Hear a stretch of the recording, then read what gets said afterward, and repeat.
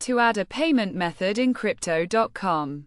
Start by opening the Crypto.com app and selecting the account option at the bottom of the screen. From there, choose the wallet option, which will display all your transactions. Upon opening the wallet for the first time, you will see a deposit button in the middle of the screen.